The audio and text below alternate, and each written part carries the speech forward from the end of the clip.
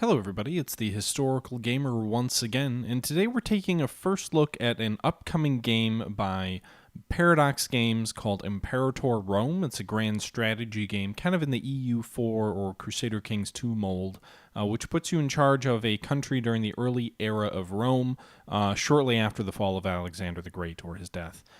This video is taken from a stream from last night. It's a little bit of a longer video than I usually do. And I'm not going to intro the game too much at this moment because you're going to get a lot of that in the next few minutes. What I do want to just let you guys know of is this video is very much a first look video that will just kind of show me literally going into the game, explaining some of the menus, explaining some of the information. In a few places, I made a couple of minor mistakes. Like I said, the maximum for a character's martial skills was 10. That clearly isn't the case, and I find out later on. But basically, I'm just trying to explain what some of the basic mechanics of the game, what some of the different screens are in the game, some of what the different things in the game mean, and how they influence different things. And I spent about 30 minutes doing that. At about the 30-minute mark, I jump into the actual gameplay of playing as Rome. So just be aware of that. I'll put a link in the description to the time period where I get out of the menu description. But this is a first look and a first impressions video. So if that's the kind of thing you're looking for, I thought it might prove some use to kind of explain some of that. Anyway, now into the intro of the stream and of the video. And I hope you guys enjoy, and let me know your thoughts below.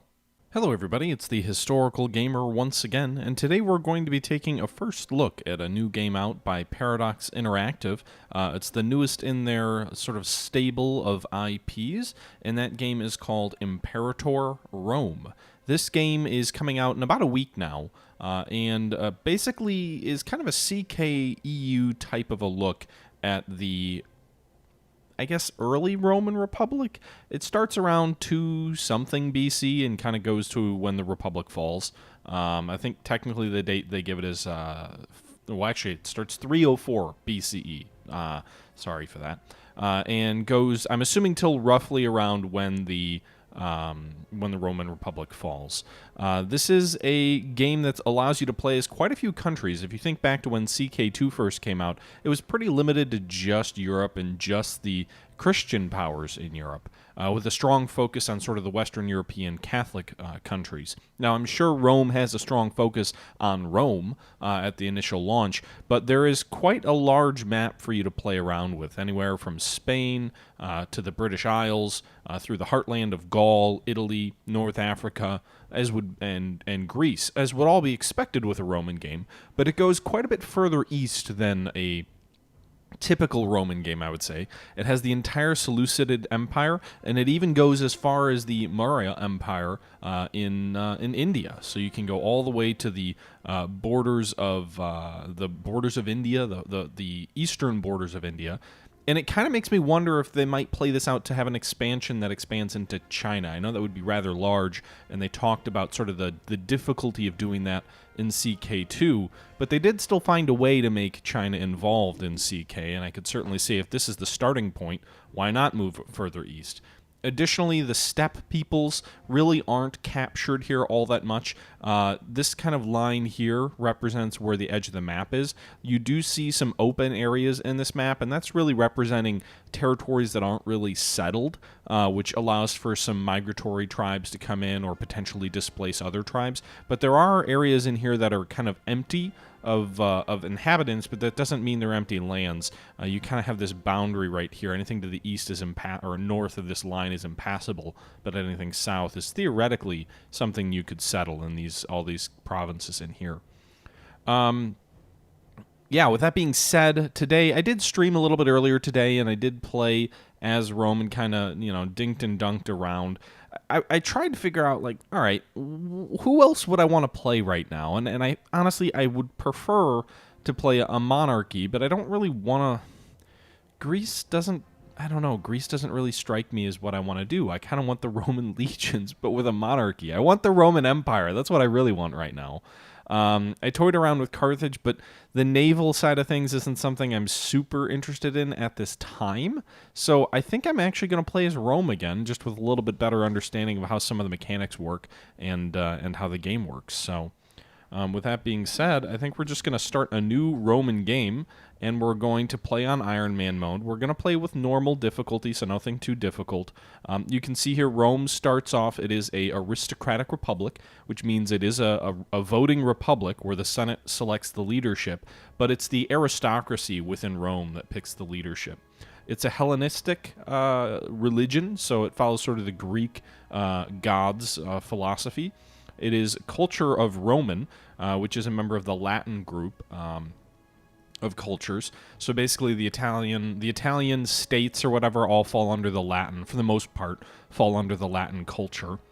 Its ruler is currently Publius Sempronius Sophus, but he also gets replaced, I think it's every 5 or 7 years, is it? There's an election that replaces the leader, so it's not like you're carrying forward a monarchy family type deal like in CK. This game is more of sort of a EU focus where you're playing as a nation rather than a family, although there definitely are sort of inter-character activities you need to take. It's not tied specifically to your family dynasty, it's tied to your country's dynasty. You can see Publius has a level 7 martial ability. Level 10 represents the best. He's level 6 in terms of charisma, level 8 in terms of zeal, and 9 in terms of finesse. So this martial icon here represents military prowess. This scroll is called charisma, but it's also used in the game from a oratory perspective. Essentially, this is your ability to convince people to do things you want them to do, your ability to use diplomacy to finesse your neighbors, to gain claims on different territories, those kinds of activities. This wreath here represents just sort of overall, I think, influence, I guess. And then the sun icon here represents zeal, which is also religion. The population of Rome starts out with 23 cities, 11 in Latium, 5 in Campania, 1 in Etruria, 2 in Arterium, 4 in Apula. And this is going to be another one of those games where you guys are going to cringe at my pronunciations. I did take Latin in middle school. Long time ago. And I have watched a fair number of historical documentaries and shows, but for whatever reason, sometimes my tongue just doesn't do a very good job of vocalizing the words that I know are there. We have 394 people in our population. 293 of them are Hellenic Romans. 41 are Misipins. 38 are Sabellians. 15 are Etruscan. And 7 are Jews. Of that population breakdown, there are 143 citizens, 131 freemans, 27 tribesmen, and 93 slaves. So slaves are what they are. They're slaves.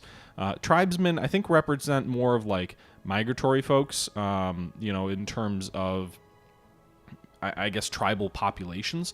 Freemen represent people who are not slaves but are not Roman citizens. They don't have the vote. They don't influence politics, but they do live and sort of breathe within society on their own, just without the political vote. And then citizens, of course, are the citizens who have the vote. So about a little bit less than half of the population, probably closer to about a third of the population, actually have the vote. In terms of Rome's starting populace, Freetonia, Pelengia, Nuceria, and Marcia are all currently federate subjects of Rome. So the states that are currently under Rome's influence are, let's see here, Freetonia, Pelengia, Marissa, and what was the other one? Nuceria, which is somewhere in here, down here. So essentially, some of our eastern and southern bordered states are all currently allied with us, but they're not part of Rome yet. And Rome is also divided at the moment. It has this sort of chunk over here on the side of the city of Rome, in the center of the Italian peninsula, and then it has this lone little strip over here on its own, kind of almost like a thumb sticking out here on the eastern side, just above the heel of the boot of Italy. Okay, with that said, let's go ahead and jump in.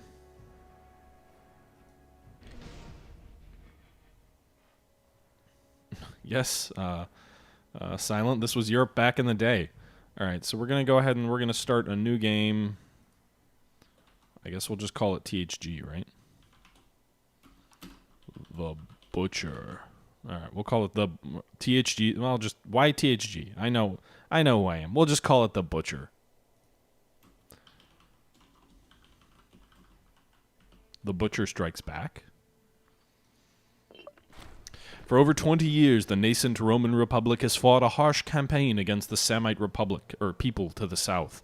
Although victory often seemed far from grasp, the war ended in Rome's favor, resulting in the liberation of the important Greek city of Neapolis. The Samnites, however, having retreated to lick their wounds, are far from defeated. In the north, the Etruscan people eye the expansion of the Republic with apprehension. To the south, myriad Greek city-states plot behind one another's backs, all while appealing to their benefactors in Greece for aid. On the far-flung island of Sicily, the foreign invasion of a mysterious Carthaginian empire threatens to upset the precarious balance of power in the region. Will Rome rise victorious or fall to internal strife and barbaric hordes? The fate of the Republic rests in your hands. Thanks, Charcoal. Surprised I'm playing this because there's no baseball? I haven't played any baseball games on my channel or stream. I'll have you know. All right, so this is the basic map that you just saw, actually, and we can kind of fly around the world as we see fit. But as we zoom in here, feels like there should be like credits scrolling or something, and then slowly zoom in as you whatever.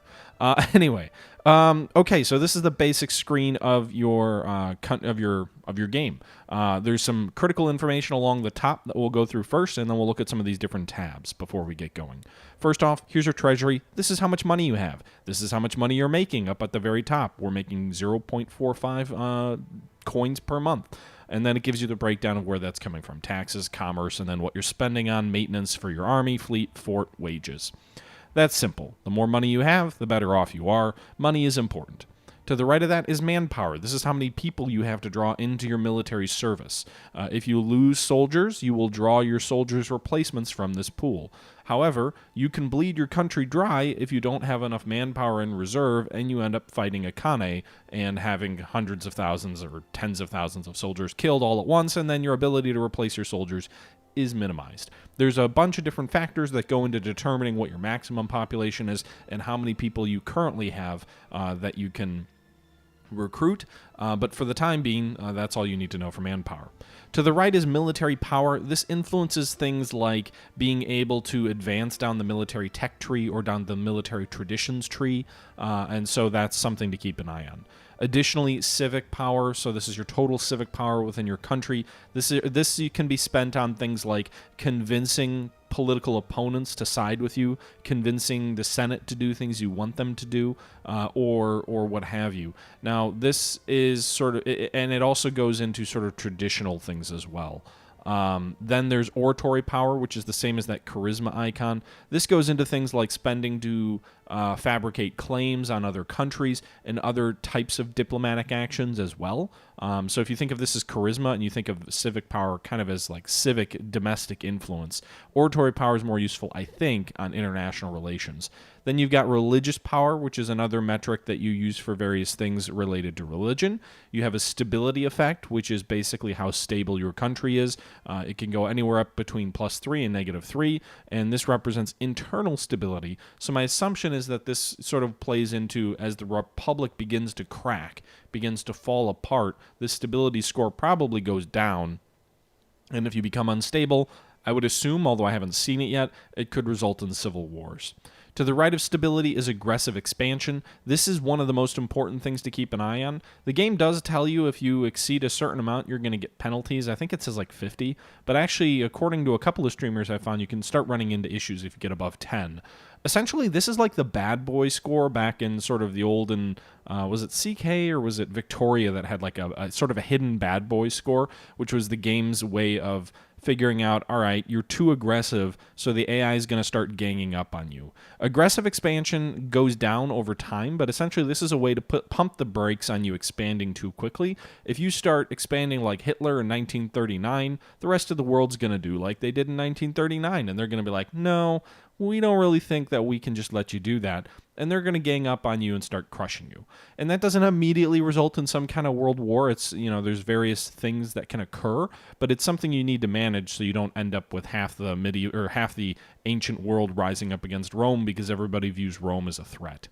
Then to the right of that is tyranny. So if you think of aggressive expansion as sort of your aggression on an external sense, what the world around you is thinking of you, your tyranny score is really about what's happening internally. Are you forcing politicians to go to war when you don't want them to? Are you forcing politicians to support and influence your side in the Senate? What are you doing internally that might be reeking of tyranny? Are you becoming a Caesar in essence? And as this score goes up, you will likely face opposition within your country as you again become more and more of a tyrant. And aggressive expansion, tyranny, these are the kind of factors, and then stability. These are the three kind of things that could lead to the Roman Republic falling into an empire. So that's that. Let's take a look at some of the other screens here. We've got a national overview screen, which is kind of what it says it is. It gives you just sort of an overview of your country, your leader here, your civilization level, the number of cities, the number of pops, the government type. There's different ideas you can select for your leader, which have different influences. So, for example, if we go to Marshal and we want to have different military ideas, we can get bonuses to our army. This, for example, the Marshal ethos gives the armies a 10% morale increase, but it will cost 50 oratory to do that. Civic ideals will cost oratory. Oratory ideals will cost oratory. So these are just different ideals that will lead to different results, more commerce income, more slave output, these different types of things, but they all have a cost. And you can have up to 3 of them. It looks like our country or our leader has 2 military ideals and 1 oratory ideal. If you select them, you'll get a bonus if your ideal matches the actual icon here. You can select something that doesn't match your icon, though, and you don't get a bonus, but I don't really know what the impact of that is. And then you've got sort of some different perks here, monthly loyalty, national Freemason, various bonuses that are enacted. Oh, okay. So these are the bonuses that you get if you match these ideas. So you get, for example, I'm just going to pick one. If you pick Martial Ethos, you'll get a 10% morale bonus right here. That will also give me a monthly loyalty bonus and a national Freeman happiness bonus due to my matching of my ideals. If I choose something that doesn't match my ideals, I won't get that bonus. So, for example, if I go with complex tariffs as an ideal, then that will give me my 20% commerce income, but it doesn't match up with my oratory, so I don't get the oratory bonus. I don't get the monthly loyalty or Freeman happiness bonus over here. Since we're spending all that money, I guess we might as well do another one. I don't really care about the military ideals there.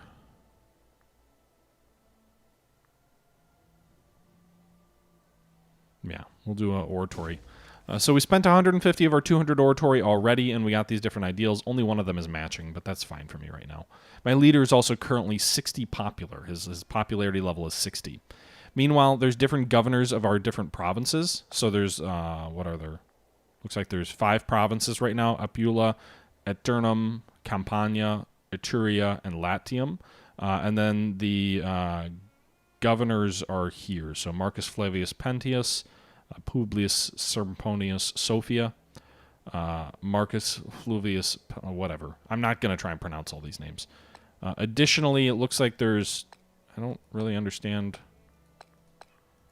I guess I'm just sorting by the governor name. So each one of these provinces governors here to the right, the number of citizens in each province, the number of freemen, the number of et cetera, et cetera. You also have trade routes in each province, and you also have province loyalty. Everybody's loyal at the start.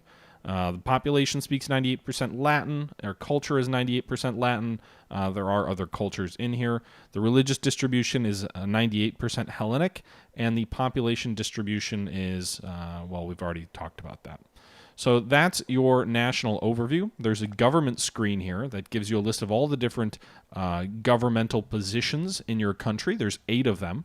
The government positions are all located here, and you have to pick different family members or different members within Rome to fill those positions. And if you pick someone else, and if you pick, someone from one family and not someone from another, you could piss off. Basically, you can piss different families off if they don't feel like they're being heard or they're not influential enough. Meanwhile, there is the Senate of Rome, which is 100 different seats. Currently, it consists of an equal branch of 20 populous, 20 religious, 20 mercantile, 20 military, and 20 civic factions. Each one of these factions have different perks that you get when your ruler belongs to that particular faction. And the breakdown of the Senate can go up and down based on different outcomes, different events that can cause one party to gain power over another power. There's also the option to change your laws here. We're not going to do any of that right now, but different laws have different impacts on your society.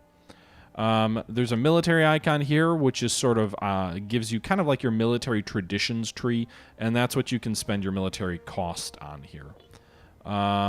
Technology, you can research stuff, and you can spend your civic power on researching stuff. So we're actually going to research property tax because I want to get a little bit more money. So we'll do that. And then we could theoretically spend another 100 and research another 100 something. I think we'll go with aggressive protection, which lowers the fabricate claim cost. And then you can see we have different folks here. We have different people who are in charge of research. Again, more positions that you need to fill with various family members. And if you don't like someone here, like this guy's only 70% good at religion. So if we wanted to, we can go ahead and click here. We could find someone we like better. No one else here is above a 7, though, so there wasn't really anyone else who'd be better off in that position. Religion, you get a omen, or basically a floating perk based on the religion that you're going to pick. So, for example, we could pick, what do we want to pick right now?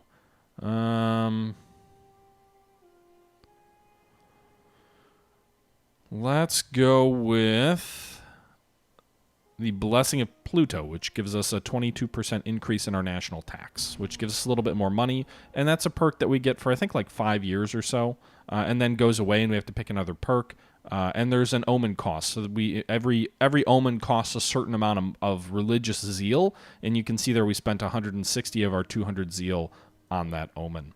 The economy is represented over here, pretty simplistic at the moment. We can convert the economy to increase military spending, infrastructure spending, buy political favors, or donate to temples. We can also set wages, fort maintenance, fleet maintenance, army maintenance. We can increase or lower taxes, all in somewhat of an abstracted way. And then we can also, if we have like sort of countries that are subjects to us, we can require they pay tribute to us as well. That's kind of... I guess I had hoped there'd be a little bit more depth to the economy. You can do things like build granaries, markets, and forts, but this does feel a little bit simplistic. I was hoping more for like a CK type deal, which I think is a little more complex. Diplomacy is represented here. You can see all the different countries and what they think of you. Most of them aren't huge fans of Rome at the time, but we can work on improving that. And there's different sort of size powers, too. There's major powers, there's minor powers. Rome is currently... What is Rome? It's, where is Rome?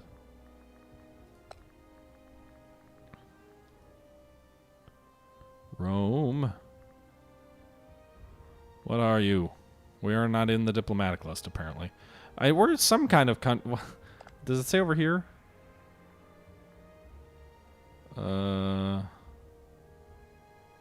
Until the end of the game? I can't remember. But there's different types of powers. Like, we're not yet a regional power. We're essentially, I don't even know. Yeah, Ben, I can look at the trade resources in a second. I just threw off my train of thought. So decisions, there's different decisions you can make. We can essentially enact change our government type, essentially. Establish the Temple of Jupiter toward Opus Maximus, expanding the Campus Martus, proclaim a dictatorship, proclaim a theocratic republic, oligarchy, blah, blah, blah. We can't do any of that right now. We would lose too much stability. Actually, it doesn't say why I can't. Oh. We need a higher civilization level and enact different types of laws to do different things like this. Okay, that's fine. We don't need to do any of those decisions right now. Trade overview. There is trade in this game. We don't have a lot of trade at the moment. We have one trade route, it looks like, going. We have 3 surpluses in our capital, and we have 1 thing that we're exporting. So you can take a look. We go to the trade overview here. We have grain as a surplus. What that means is we have extra grain than what we need, and so we get a 10% manpower bonus. We could export that grain for a different resource to someone else and then get a bonus in something else. But for the moment, we're not exporting grain. We just have a surplus in our capital for having grain, and as a result of having a surplus, we get this bonus. We also have a bonus or a surplus of iron, which improves our heavy infantry discipline, and we have a surplus of wine, which lowers the army maintenance cost. We are currently exporting 1 cloth from Latium to Sicula, which is giving us a 5% increase in our research points, and we're actually importing wheat from Sicula to Latium and spending 0.25 gold per month on that income. So we're receiving 0.264 money for our export of cloth, and we are spending 0.25 for our imports of wheat.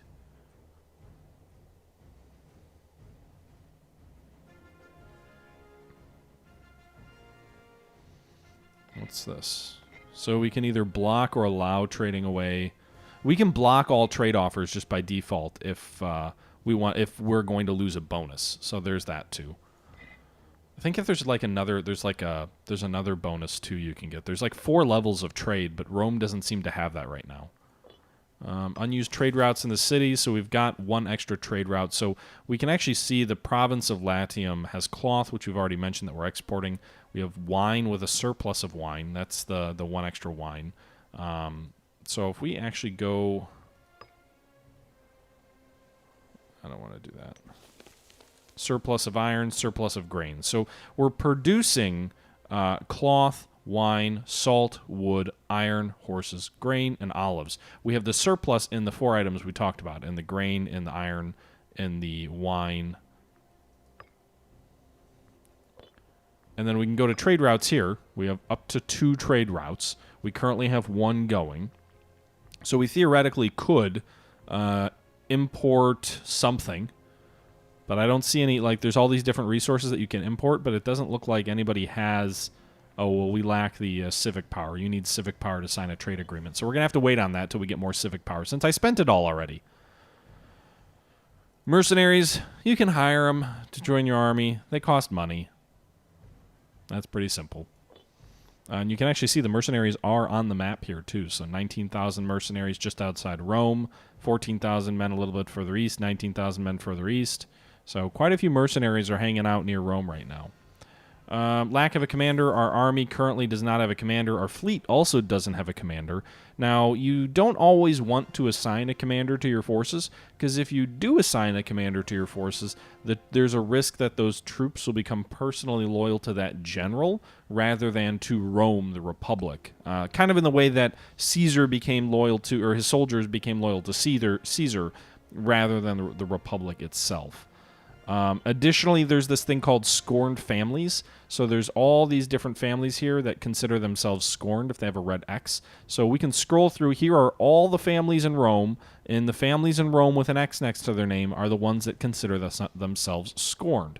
Every family expects to be paid 2% of the state income. Since this is not the case, this family considers themselves scorned. If all of its eligible adults are employed by the state, they will not consider themselves scorned. So... because they consider themselves scorned, every month each family member's loyalty will drop by 0.1, and the populace conviction that they're scorned, I guess, will increase by 0.01. They consider themselves scorned in this case because Lucius Postumus Magnus, the party leader, has no position. So we could give him a position, and nobody paid by Rome. So nobody's being paid by Rome, and he doesn't have a job. So he is actually a level 8 general. He's very personally wealthy at 600. Popularity 70. His loyalty 72. So let's give Meglius a job. Let's give him a job as commander of this army here. I don't see him on here. I thought he was 8.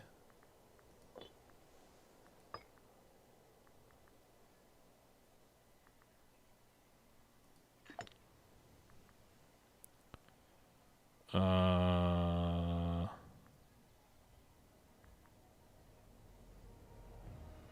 part of the mercantile faction. Does that mean he can't be a general?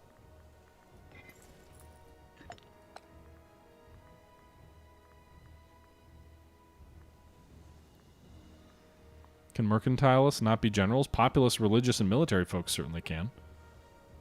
I don't know. That's interesting. All right, well, let's look for a different scorned family then. Manius Curious Dentus. The Curii. So none of these... Do any of these families have prestige? They don't. So I'm assuming these families will gain prestige over time as well. Is he my military researcher? I don't think he's my military researcher. If he is, then why... He has a job, isn't he? He is my military researcher. But then he has a job. Let's unpause this and see if that changes. Let's fast forward to the middle of October. We're not going to do anything at first. All right. Let's pause that and see who still considers themselves scorned. These guys still consider themselves scorned. He has a job.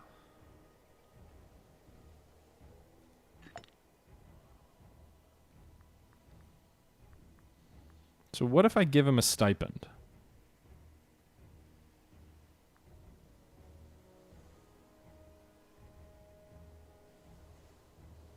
Well, it just gives him... So...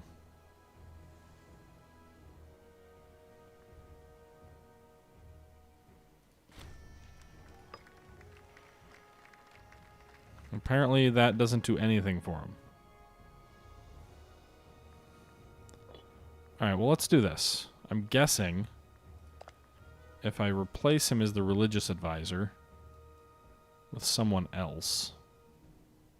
Let's look for another scorned family. Who are you? Publius Cornelius Barbatuus. What is he currently doing?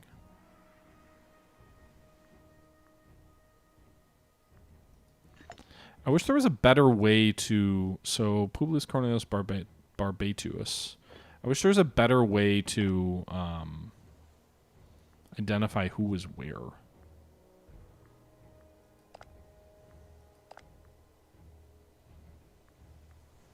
See, he is the... So if I remove him, I'm sure he's going to get pissed. Well, he's already the Pontifex Maximus. That's the, again, that's not quite what I don't...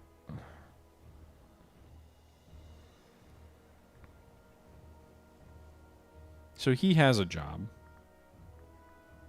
So if I go back up here...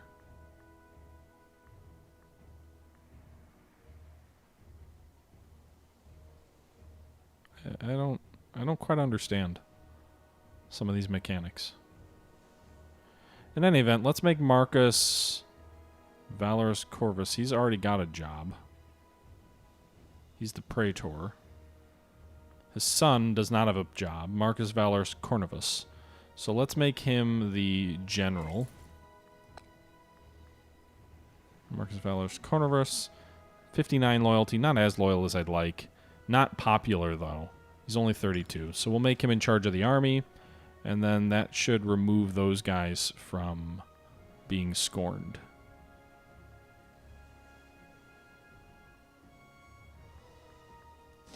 I'm assuming. Yes. Okay, so they are no longer scorned. They've got the respected family checkmark. Okay. Okay. I still don't understand this situation here. He does have a position.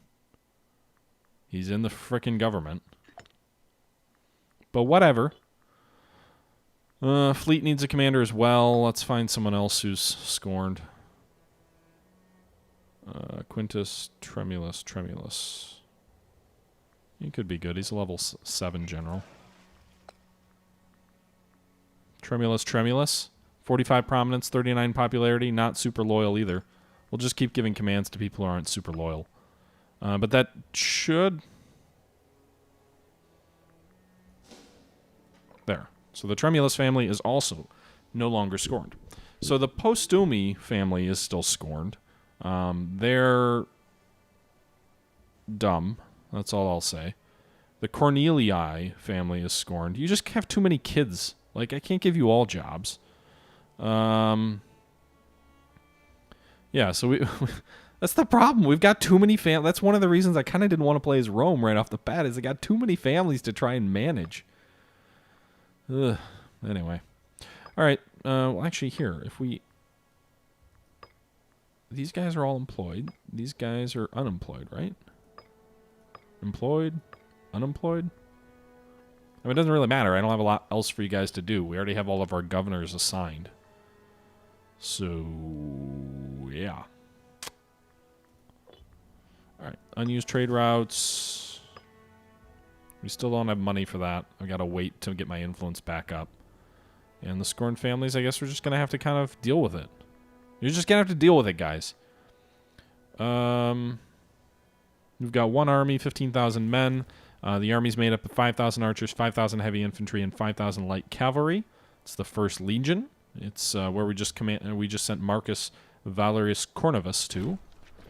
All right, the ascendance of Rome.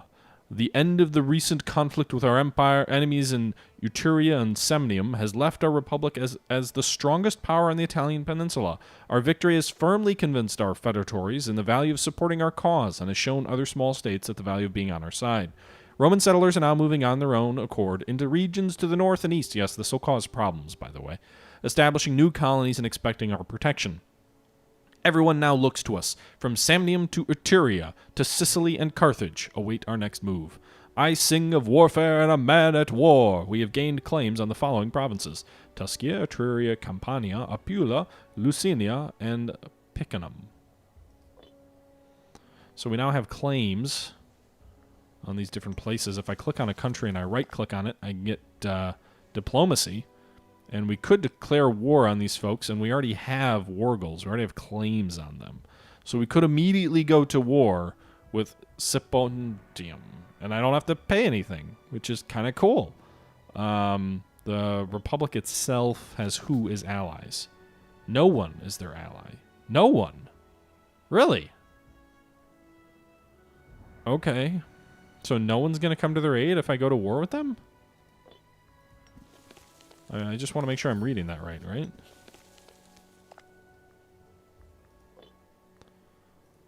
Yeah, there's no one on their side. Apula wants an alliance. What?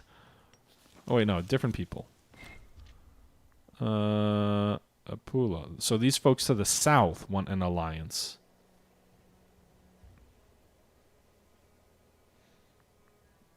No, I'm not going to accept an alliance from you. I'm going to declare war on Apula. We're going to take this province. Go! Trade ones? Okay. Declaring war on Septonium using war gold, take Apula. Forcing this through the Senate will increase tyranny by 5. So apparently if I want to go to war without, like, the Senate saying let's go to war, I've got to basically tell the Senate, go pound sand. And, you know, tough because we're going to war. But by doing that, you know, naturally, if I just force a war through, that increases tyranny within our country. So, something to be aware of, I guess. Damn right, Silent. We're going to bring these folks some freedom. Freedom is on the way in the form of 15,000 swords and shields.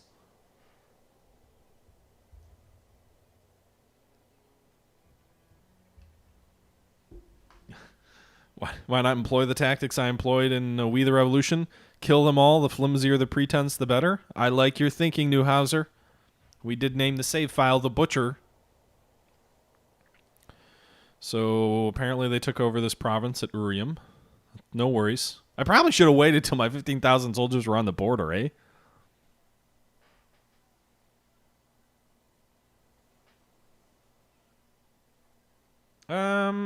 Let's see. So, Apula has 5 citizens, 4 tribesmen, and 3 slaves. They are... Well, apparently their people are unhappy. Maybe because they're at war. They generate 0.30 income. Their manpower's +1. Their total manpower cap is 425. An envoy from the Hellenic local power of what? Oh.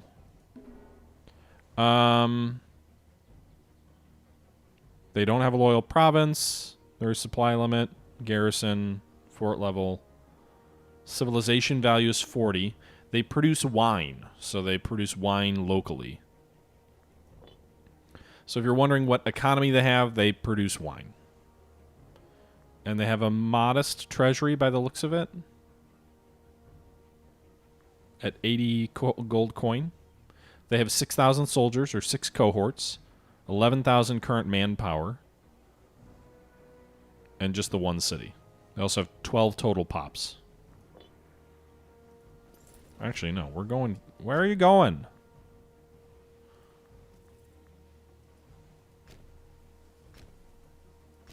Why won't you move? This is my army, right? Why can't I move him? Is it... I'm confused. So I click him and I right-click where I want him to go, but he won't go. No. Let's go back to the economy here real quick. Not economy. Trade. Let us... We're not going to trade away surplus, so that should stop people from asking us.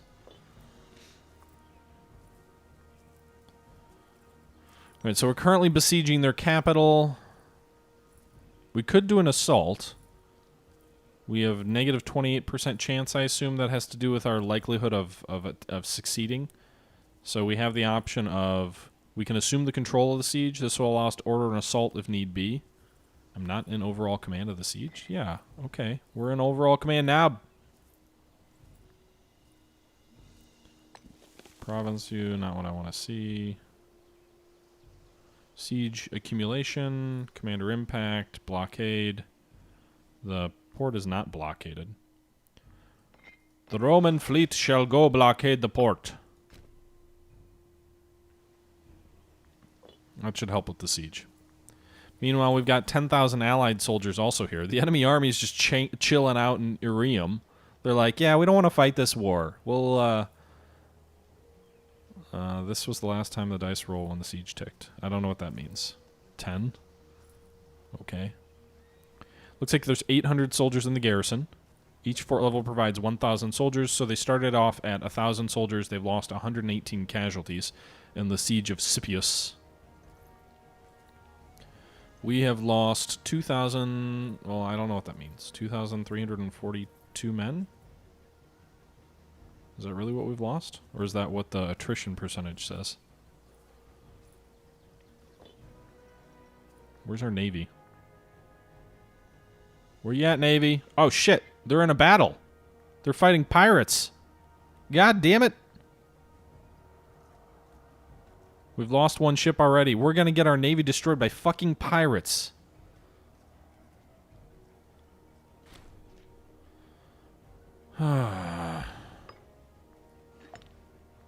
You fucking piece of trash. Tremulous, tremulous. Tremble in fear because you fucking suck.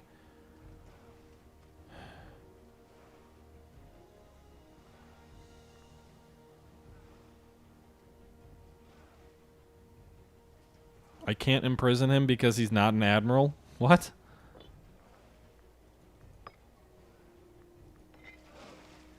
Well, at least they're retreating in the right direction. I want you guys to go over here.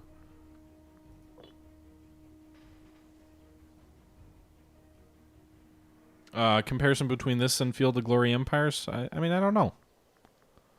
I haven't really played Field of Glory Empires yet. I personally prefer sort of the family management things, the family management style, the faction management style over some of like the traditional 4X, like just build armies and move around maps. And I think that's something that Paradox does a little bit of a better job at than Slytherin. If it's just paint the map red, maybe Empires is better, I don't know. But we'll see. I mean, obviously this is very much a paint the maps kind of a game, and there's more EU in this than I think there is CK. And I think CK is more personality driven, but...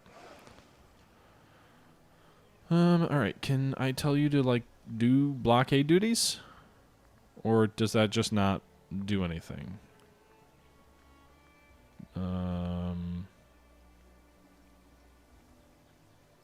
don't have the military. Okay, a child is born. Oh wait, do we take... No, we're still besieging this place. But there's no... This port is blockaded. There's no -1 to the siege progress. So we're now at 7%, which... I don't know if this is like a... Oh, 7% surrender chance, depending on die rolls. I kind of want to assault and see what happens.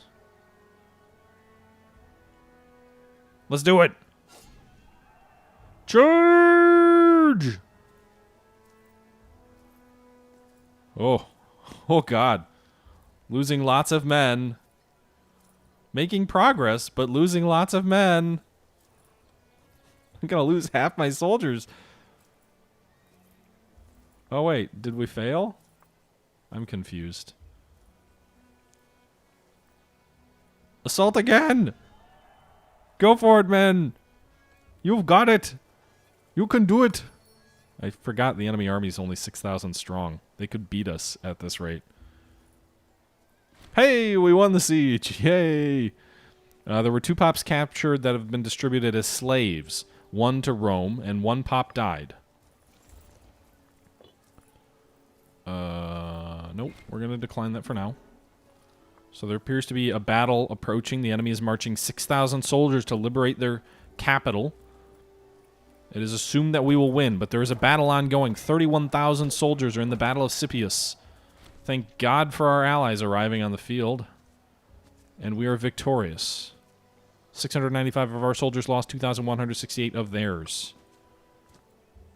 They are limping back to the province they stole from us. We will chase them. We're going to retake our province, and then after that point, I'll sue for peace. It looks like they're 99 war score, so pretty much we win because we took over their capital. Their war enthusiasm is very low. No, not right now. Thank you. Okay. So we won. Now we're reoccupying our territory.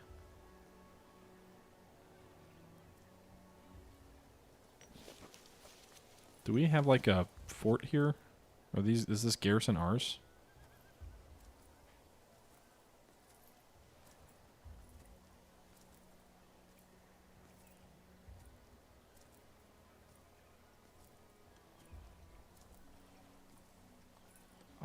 What are you guys arguing about?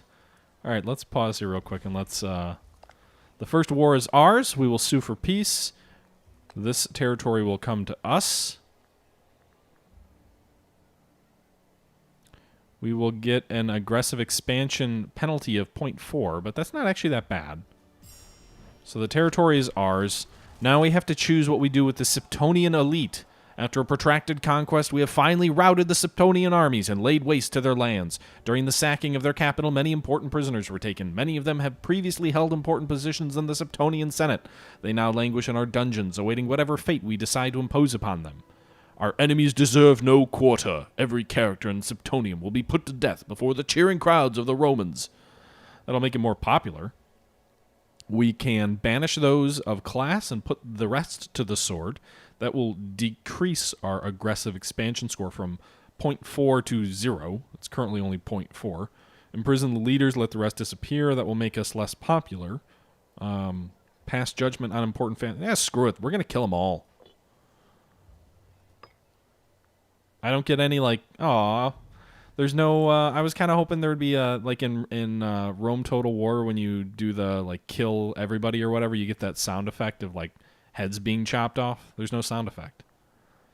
Invention. We can afford a new invention. But actually, Civic Power. We wanted to use that for something else, didn't we? I kind of forgot what.